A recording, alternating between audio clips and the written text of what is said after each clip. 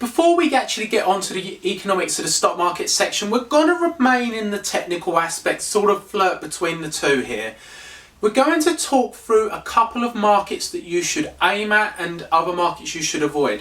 Now, if you are a shares trader and you are relatively new to trading, what we would say is stick to FTSE 100 companies and certainly avoid penny shares. I have been trading for many years and all of my portfolio is FTSE 100 companies. I do not own a single share in a penny stock. Penny stocks do sort of invoke gambling in a way because what people do is they think they're going to double their money and they make a punt. It's not to say you can't invest in these companies, but they are a bit of speculation because a lot of them are based on commodities such as oil fields or gold mines. And how can you value a company when they don't really know what assets they have? It's all a little bit of guesswork and speculation and putting money down on a punt.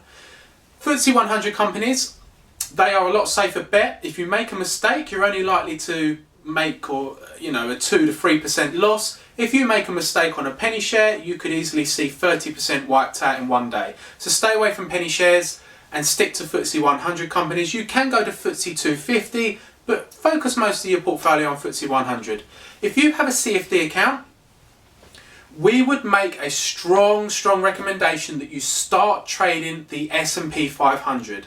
It's a lot less volatile market, and most of our trades that our team make is on the S&P 500. We started using the S&P 500 and we sort of got used to it. So stick with that to start off with and learn the trade through that. Try to avoid try to avoid oil and silver. There's an old saying about trading crude oil. It can break a rich man and make a poor man even poorer. It's a very difficult market to trade. Once you've been trading for over a year, maybe you might want to attempt to trade it, but really you don't need to. There is so many different markets. If you are going to trade silver, we would recommend that you don't. It has quite a wide spread. If you are going to trade it, then use hit and run tactics. Basically, get in, get out, and leave it alone. Don't play too long with silver. Gold is another relatively difficult market. It can, at current valuations of gold, can move against you very quickly or move in your favor very quickly. It attracts a lot of traders to it. It's not a bad market, but maybe not suitable for beginners.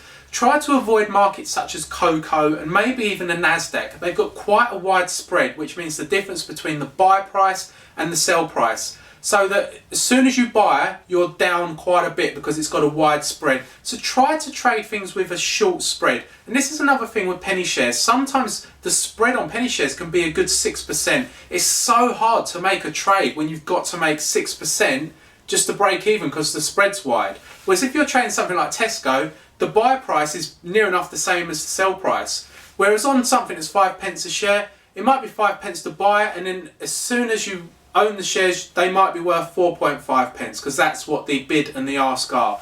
So stay away from penny shares, try to stick to markets with low spreads and stick to FTSE 100 companies, certainly in the first year of your trading career.